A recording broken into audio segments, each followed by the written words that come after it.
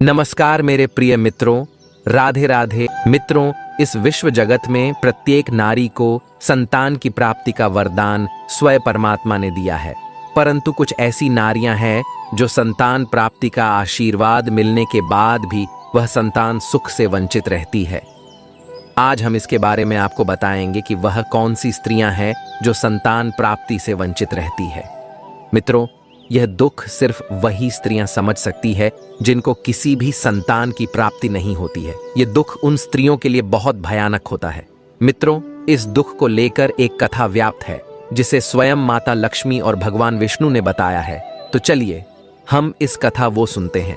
एक बार की बात है, माता लक्ष्मी जी ने से वंदन करते हुए भगवान विष्णु से कहा कि हे प्रीतम, आज मेरे मन में 3 प्रश्न की पूछने ज्वाला भड़क रही हैं। हे प्रभु, यदि आप मेरे मन में उठ रहे इन तीनों प्रश्नों का निवारण कर दें तो मैं पृथ्वी लोक पर जो माएँ अपने संतान सुख से वंचित रहती है उनकी गोद भर सके।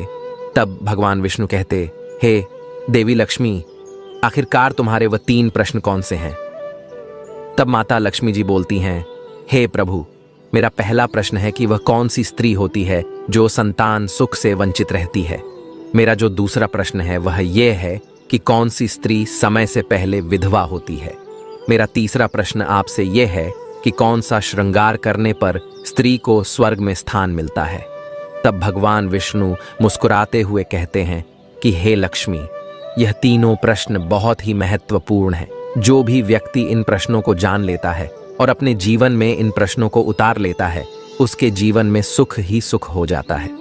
मित्रों, भगवान विष्णु कहते हैं, हे देवी लक्ष्मी, लेकिन मैं तुम्हारे इन सभी प्रश्नों के उत्तर एक कथा के माध्यम से दूंगा। इस कथा के द्वारा तुम अपने प्रश्नों के उत्तर ठीक तरह से जान पाओगी, परंतु जब तक मैं इस कथा को सुनाऊंगा तब तक तुम्हें इस कथा को ध्यान से सुनना है।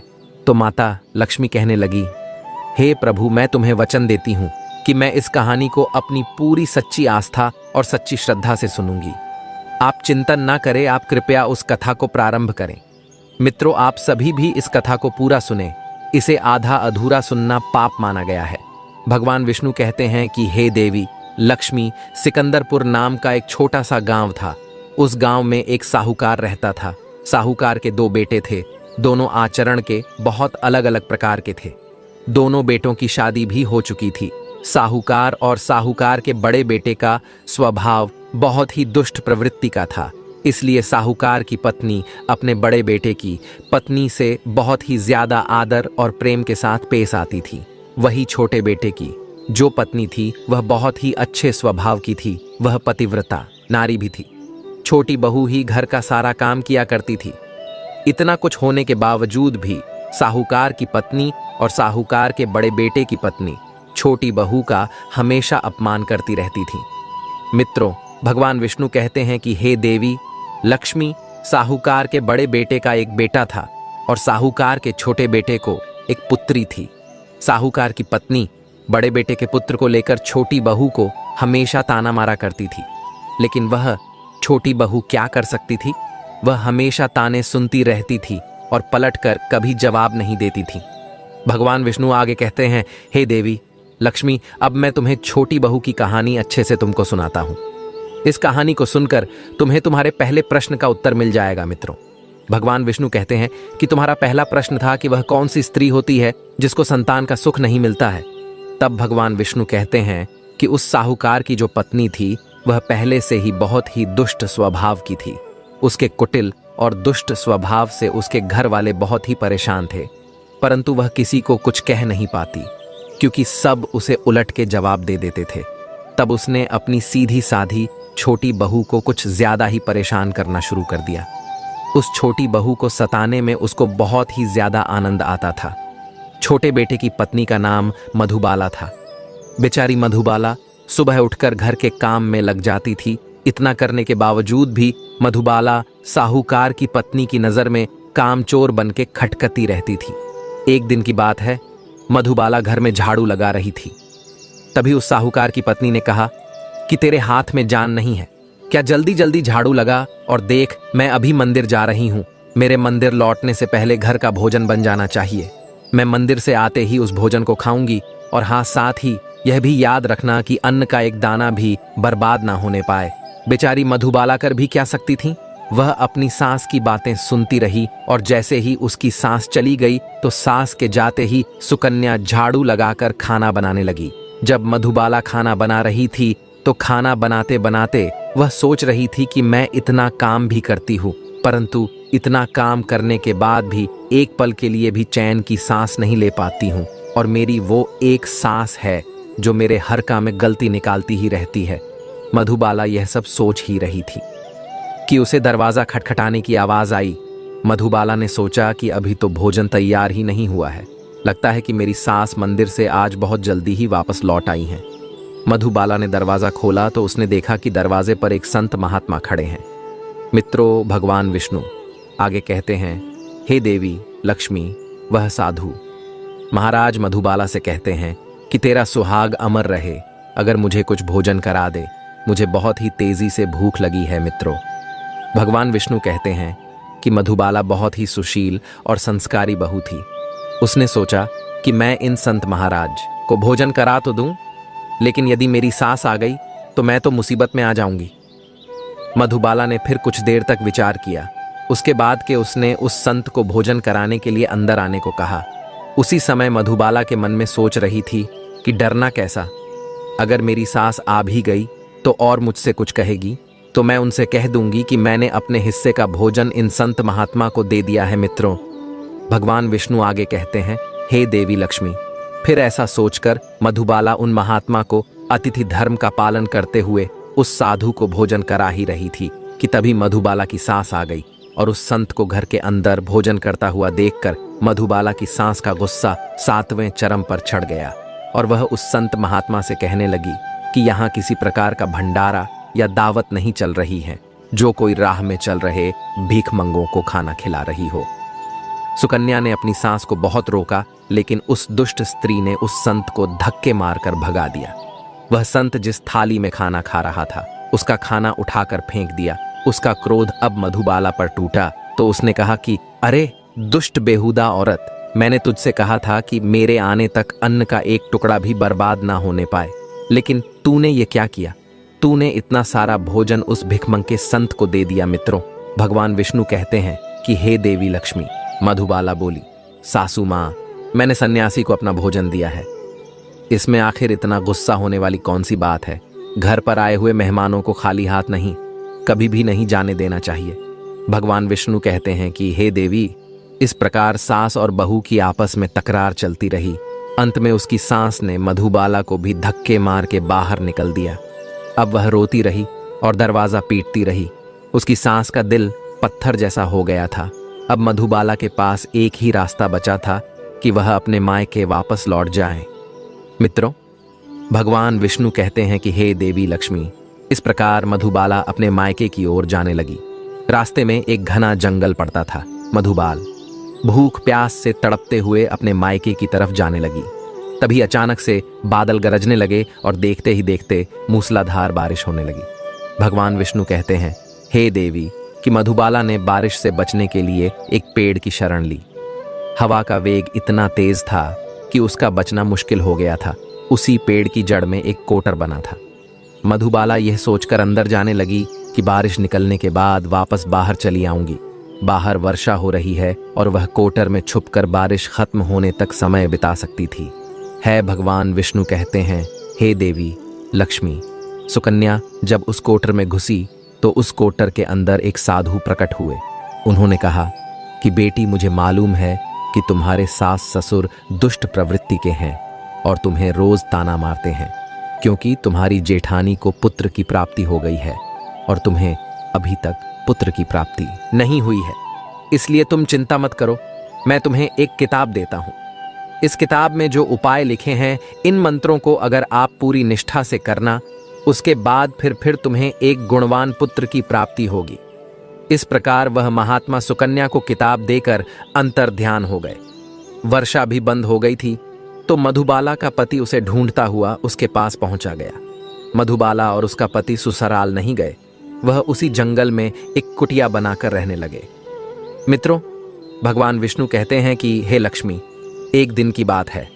मधुबाला को पुत्र का ख्याल आया कि यदि मेरे पास एक पुत्र होता तो मेरे ससुराल में मेरी भी इज्जत होती। मधुबाला ऐसा सोच ही रही थी कि उसे साधु की दी हुई किताब की याद आई। मधुबाला ने पुत्र प्राप्ति के लिए उस किताब को पढ़ा तो उस किताब में लिखा था कि स्त्री को पुत्र प्राप्ति के लिए रात्रि में पुरुष के दाएं और सोना चाहिए। इतना करने के बाद कुछ समय में बाई करवट लेने से नाक का दायां स्वर और दाहिनी करवट लेटने से नाक का बायां स्वर चलने लगता है। और जब भी तुम्हें पुत्र प्राप्ति की इच्छा हो, उस स्थिति में संभोग से पहले आपको यह जान लेना चाहिए कि पुरुष का दायां स्वर और स्त्री बायां स्वर चलने लगे, उसी समय गर्भ धारण किया जाना चाहिए। ऐसा करने से निश्चित ही पुत्र की प्राप्ति होती है। अगर कोई स्त्री इसके विपरीत नाक के स्वर चलने से पुत्री की प्राप्ति होती है। मित्रों, किताब में आगे लिखा था कि मासिक धर्म शुरू होने के 4 पहले मिलन बनाने पुत्र की प्राप्ति होती है। 5वीं रात्रि में मिलन होने से पुत्री की प्राप्ति होती है। 6ठी रात्रि में मिलन से पुत्र होता है। 7वीं रात्रि में मिलन से बंध पुत्री होती है। 8वीं रात्रि में मिलन से ऐश्वर्यशाली पुत्र होता है। 9वीं रात्रि में मिलन से ऐश्वर्यशाली पुत्री होती है। दर्शकों, भगवान विष्णु कहते हैं, हे देवी लक्ष्मी, जिस प्रकार उस मधुबाला ने 8वीं रात अपने पति से मिलन किया और गर्भ धारण किया, अब सुबह स्नान क्रिया से निवृत्त हो गई, पूजा पाठ किया। इधर मधुबाला का पति लकड़ी काटने चला गया। उसके पति के जाने के बाद एक बहुत भयंकर तूफान आ गया। अब मधुबाला की झोपड़ी उस तूफान में उड़ गई और तेजी से बारिश होने लगी। बारिश से बचने के लिए मधुबाला एक पेड़ पर पता लिख देती है और वह पत्ता उसी कोटर का था जिसमें पहले मधुबाला बारिश से बचने के छुपी हुई थी। मधुबाला ने पेड़ पर पता इसलिए लिखा था कि जब उसका पति पेड़ के पास आए तो उसको पता चल सके कि उसकी पत्नी मधुबाला उसी कोटर में जाकर छिपी हुई है। मित्रों, भगवान विष्णु कहते हैं, हे लक्ष्मी, उधर मधुबाला कोटर में आकर छुप जाती है, जो कोटर एक पेड़ की जड़ में बना हुआ था। अब इधर उस पेड़ के पास में 2 राक्षसी का निवास स्थान था। इधर तो मधुबाला बारिश से बचने के लिए उस कोटर में छिपी रही। वह दोनों राक्षसी बारिश से परेशान होकर उसी पेड़ की तरफ चली आ रही थी। फिर पेड़ के नीचे आकर एक राक्षसी कहने लगी, मुझसे तो चला नहीं जाता, लेकिन मेरा मन कर रहा है कि सोने वाले टापू पर चली जाऊं। दूसरी राक्षसी बोली, अरे बहन, इसमें कौन सी बड़ी बात है, ये पेड़ हमें उड़ा करके वहीं पहुंचा देगा जहां पर तुम्हारा सोने का टापू है। ऐसा कहकर वे दोनों राक्षसी पेड़ के ऊपर की दोनों शाखा पर बैठ गई। जैसे ही वह पेड़ पर बैठी, पेड़ हवा में एकदम से उड़ने लगा। उधर थकी हारी मधुबाला कोटर में छिपी हुई थी। कोटर में घुसते ही मधुबाला को नींद आ गई थी, किंतु पेड़ के उड़ने से उसके झटकों से उसकी नींद खुल गई। पेड़ को उड़ता देखकर वह एकदम से घबरा गई। जब मधुबाला ने कोटर से बाहर देखा तो उस पेड़ डाल पर 2 राक्षसी बैठी हुई थी। अंततः मधुबाला ने सोचा कि अभी कुछ भी करना खतरे से खाली नहीं है। उसने सोचा कि जो होगा अच्छा ही होगा। फिर कुछ देर की उड़ान के बाद में वह पेड़ एक सोने के टापू पर पहुंचकर उतर गया। कुछ देर बाद दोनों राक्षसी शिकार के लिए निकल गई। मित्रों, भगवान विष्णु कहते हैं, हे देवी लक्ष्मी, दोनों राक्षसी के जाने के बाद में मधुबाला कोटर से बाहर निकली। कोटर से बाहर निकलकर चैन की सांस ली। जब मधुबाला ने सोना टापू पर फैली रेत को देखा तो वह शंका में पड़ गई। उसने देखा कि रेत तो चमचमा रही है। जैसे ही मधुबाला ने रेत को हाथ में उठाया, देखा तो वह एकदम से चिल्लाने लगी कि अरे, ये तो सोने की रेत है। उसने अपनी साड़ी के पल्लू में जितना हो सका उतनी रेत बांध ली और पुनः आकर के उसी कोटर में छिप गई। मित्रों, भगवान विष्णु कहते हैं, है देवी लक्ष्मी जब मधुबाला का उस कोटर में चली गई, तभी दोनों राक्षसी पेड़ पर वापस आ गई। उन दोनों राक्षसी में से एक राक्षसी कहती हैं कि आज इतना भोजन करके मन तृप्त हो गया, हम लोग वापस लौट चलते हैं जहां से हम लोग आए हैं। और इस प्रकार वह पेड़ थोड़ी देर में उसी स्थान पर पहुंच गया जहां पर पेड़ उड़ करके गया था। मित्रों, भगवान विष्णु कहते हैं, हे देवी लक्ष्मी, वह मधुबाला उसी कोटर में छिपी रही जब तक कि वे राक्षसी किसी काम के लिए उस पेड़ पर से उतरते कहीं चली नहीं गई।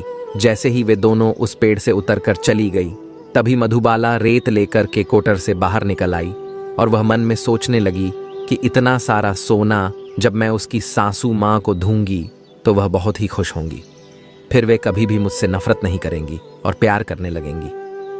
मित्रों, भगवान विष्णु कहते हैं, हे देवी लक्ष्मी, इधर तो मधुबाला ऐसा सोच रही थी, तब तक मधुबाला का पति उसे ढूंढता हुआ उस कोटर के पास आ जाता है। मधुबाला अपने पति को सारी बात बताती हैं और अपने पति से सात ससुराल पहुंच करके अपनी सास से कहती है, देखो माँ, मैं आपके लिए क्या लेकर आई हूँ। ऐसा कह करके वह अपना सारा सोना अपनी सास को दे देती है।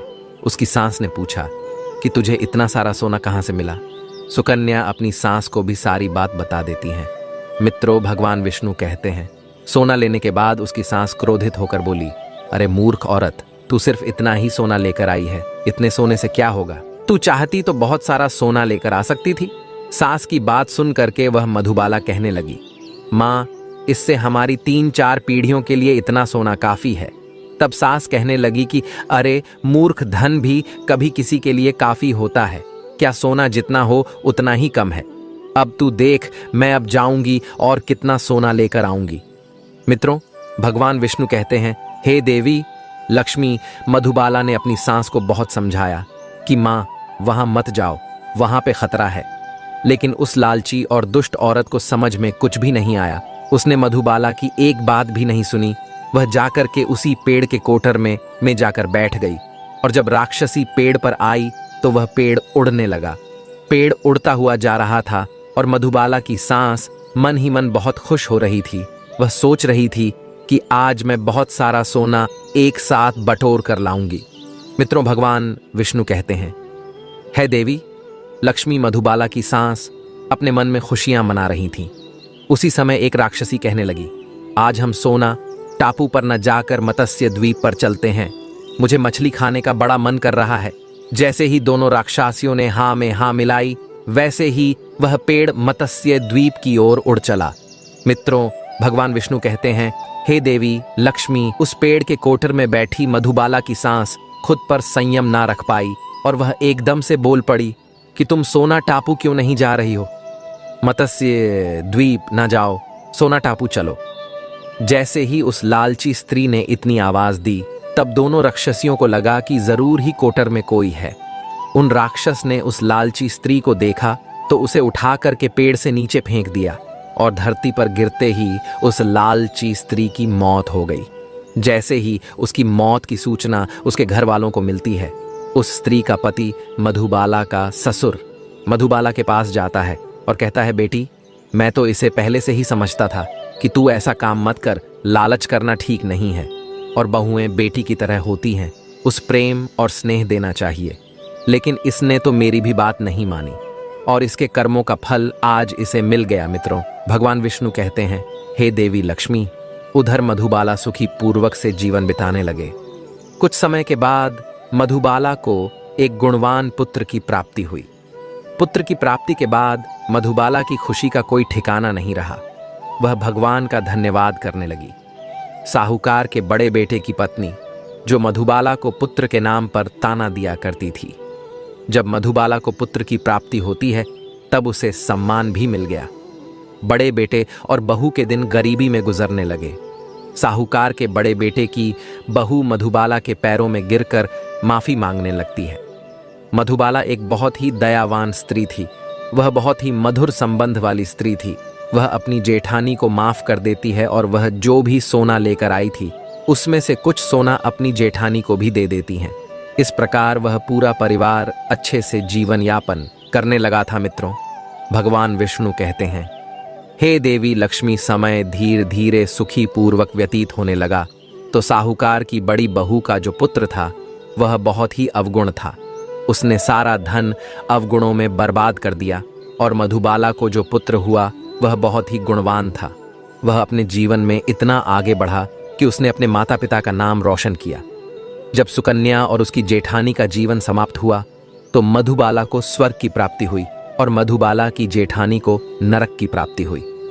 मित्रों, भगवान विष्णु कहते हैं, हे लक्ष्मी, तुम्हारा पहला प्रश्न था कि कौन सी स्त्री के भाग्य में संतान का योग नहीं होता है। समझ लो कि संत के द्वारा दी हुई किताब के उपरांत में उसे संतान की प्राप्ति होती है। भगवान विष्णु कहते हैं, हे लक्ष्मी, तुम्हारा दूसरा प्रश्न था कि कौन सा गहना पहनने पर स्त्री या पुरुष की दर्दनाक मौत होती है। वह गहना है लालच रूपी गहना, जो साहूकार की पत्नी ने पहना था। इसे पहनने के कारण साहूकार की पत्नी दर्दनाक मौत हो गई। लालच रूपी गहना कभी भी नहीं पहनना चाहिए। भगवान विष्णु कहते हैं, हे लक्ष्मी, आपका तीसरा प्रश्न था कि कौन सा श्रृंगार करने पर स्त्री को स्वर्ग की प्राप्ति होती है। वह है पति रूपी श्रृंगार, यानी कि चरित्रवान और पतिव्रता स्त्री। जिस प्रकार मधुबाला मृत्यु के बाद स्वर्ग में गई, उसी तरह हर स्त्री को चरित्रवान और पतिव्रता होना चाहिए। भगवान विष्णु कहते हैं, हे लक्ष्मी, अब तो तुम्हें पता चल ही गया होगा कि वह तीनों प्रश्न के उत्तर क्या है जो आपने मुझसे पूछे थे। तब देवी लक्ष्मी कहते हैं, हे भगवान, मुझे अब मेरे प्रश्नों का उत्तर मिल चुका है। आपने जो मुझे यह मार्ग प्रदान किया है, इसे मैं संपूर्ण विश्व में विख्यात करूंगी। मित्रों, हमें कभी भी लालच नहीं करना चाहिए। लालच एक बहुत बुरी बात होती है। जैसे उस साहूकार की पत्नी के साथ हुआ, वैसा आपके साथ ना हो, आप ध्यान रखें। मित्रों, आपको हमारा यह वीडियो कैसा लगा, आप हमें कमेंट सेक्शन में जरूर बताएं। साथ में कमेंट सेक्शन में राधे राधे अवश्य कमेंट करें। इस वीडियो को उन लोगों को शेयर करें जिन्हें इस वीडियो की जरूरत है, जिनका आप मार्गदर्शन करना चाहते हैं। मित्रों, आप सभी का वीडियो यहाँ तक देखने के लिए दिल से धन्यवाद।